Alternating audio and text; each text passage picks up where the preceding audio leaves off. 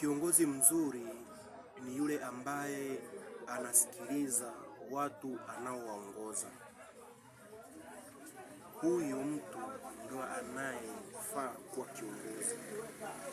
Lakini kama utahitaji kuwa kiongozi unayetaka kuongoza watu, halafu wale watu unaotaka kuwaongoza kwa 95% au 99% wamekukataa au wanaona huwezi kuwaongoza, inabidi ujitafakari.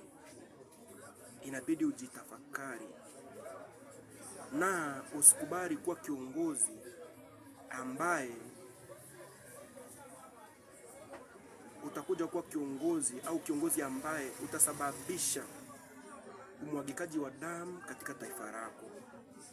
Kwanza kabisa, taifa lako ni taifa takatifu, nikimaanisha kwamba duniani Tanzania ni mojawapo ya nchi ambayo ilipata uhuru bila kumwaga damu.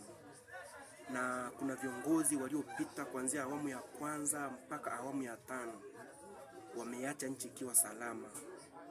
Tanzania imemwaga damu za kimya kimya, zile za kwamba mtu anatekwa hajulikani alipo.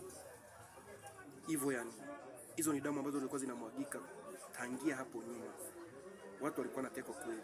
Watu hawajaanza kutekwa kwenye uongozi wako Mama Samia. Watu wameanza kutekwa kipindi hata cha Magufuli, kipindi cha Kikwete watu walikuwa wanapotea, namba fulani kapotea haonekani. Lakini Tanzania haikufika kwenye 100% ya umwagaji damu wa watu wengi. Yaani kwa mfano ifike stage kabisa kwa siku Tanzania imemwaga damu, watu wamekufa kuanzia watu 1000, watu wamekufa kuanzia watu 2000, watu wamevunjwa miguu maelfu kwa maelfu. Tanzania hatukuwahi kufika huko.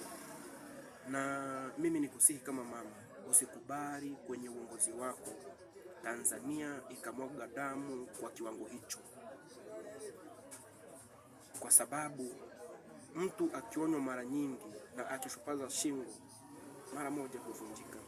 Sasa usikubali wa Tanzania wakaja wakafa kwa sababu ya uchu wa madaraka.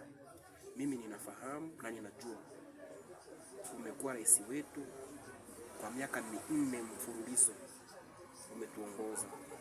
Na wewe pia naamini unatumia mitandao ya kijamii, lakini pia unasikia au unaletewa mambo au taarifa kutoka sehemu mbalimbali kwa sababu una wafanyakazi wengi. Mama, iko hivi,